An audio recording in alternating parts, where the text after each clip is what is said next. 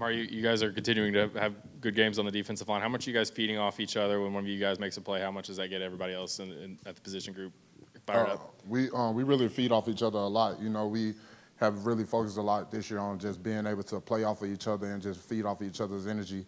And I feel like that's something that we really just locked in on, and you can see it on the film that we really playing off of each other, able to do different things based off of our different plays and different things like that. So it's been good, and it's just room for us to grow in the areas to continue as well.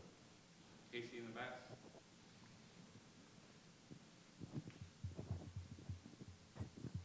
As a fellow guy on the defense with Kamal, what have you seen from him this year that just stands out, either work ethic, his play, just in general about him? Really just the way he approaches every day. Kamal comes every day just trying to get better. He's joking around, having fun, but at the same time, he's coaching guys up. He's taking coaching, and he's just continuing to come in every day like a pro because that's where he want to be. That's his dreams and aspirations. So he comes in every day and approach every day like it. Ryan, right in the front. Just how much more difficult is your job when you're facing such a mobile quarterback like Jalen Milroe? We really just have to continue to contain the quarterback. He's an electric player. He's a great player. So we really just have to go in there and contain him and keep him in the pocket and just continuing to play with all four defensive linemen and affect the game in the pass rush. James Pierce on the D-line has had a good year. What have you seen from him? Just growth. You've seen James grow. The best thing for me, I've seen James grow off the field.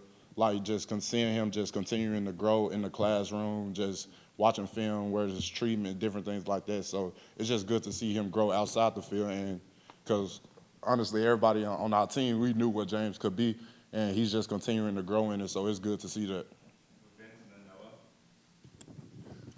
What else stands out about Alabama's offense, running backs, offensive line, any of that kind of stuff?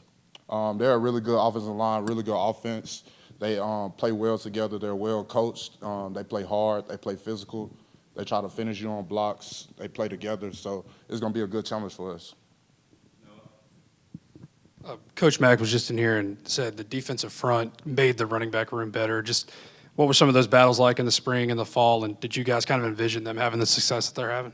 Yeah, it was good just really being able to go against those guys every day because we consider ourselves like we like to be the best, so we come out there and try to be the best on the field every day.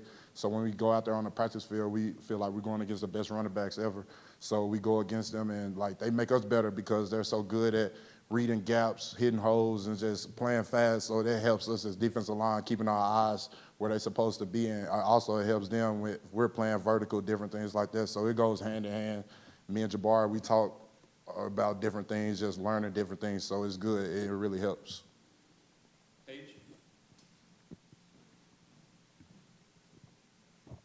As a defensive front, where do you all feel like you all have taken the next step or improved the most this season? I would say really just being able to affect the quarterback with four-man, not necessarily having to bring pressure, and also just, like you said earlier, just playing off of each other. Like a majority of us been in this system for a minute now, so we really just learning the ins and outs of being able to do what you're doing but be a football player at the same time and just have that feel that I know my brother's going to do this, so let me protect him doing something. So really that way.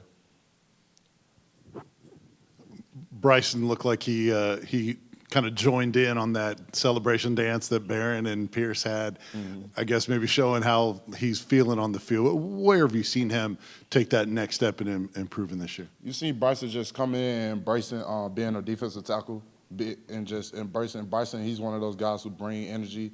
He's always positive, never negative, and he's just always like uplifting the people around him, uplifting everybody, like honestly, and like Bryson's just a real good person, like in general. So just that's who he is, like always celebrating, always having fun, and you just see him embracing, becoming a D tackle now more and more, and it's just good to see. I'm happy for him. I'm proud of him. What all he done too.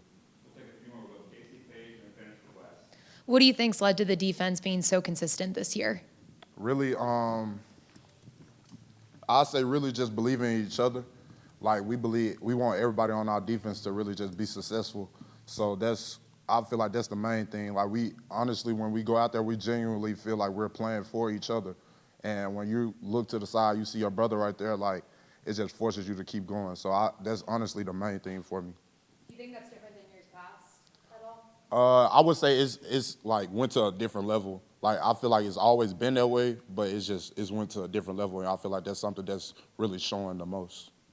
There's a lot of big personalities on the team. How would you rank John Campbell, Spraggins, and then Easton, and why? I'll go John Campbell, Easton. No, Spraggs, John Campbell, then Easton. I'll go Easton last because he's like hyper, but like he's like chill at the same time. John Campbell, you'll get days where he come in, he's hype, but don't really say nothing. But more than Easton and Spraggs, he just on 10 every day.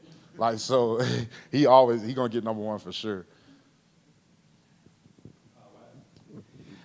Omari, speaking of Bryson, can you sort of imagine making a transition from linebacker to defensive line and just sort of how much – I mean, it's not like going from safety to defensive line, but it's still – I mean, that's like going into a phone booth. How could you imagine how difficult that process would be of kind of learning to kind of knock heads like that on every play? Yeah, I know it would be real difficult, honestly, just from playing in space all the time to really like hitting somebody every play now. So that was something that he just really like. He wasn't really messing with it at first, but like because he was been a linebacker his whole life, so that's what he loved. But he understands D-line play. Being a linebacker really helped him in D-line play. And Bryson, he's got skill sets that's like gonna take him a long way. So it's exciting to see, and it's exciting for him to actually be embracing into being a defensive tackle.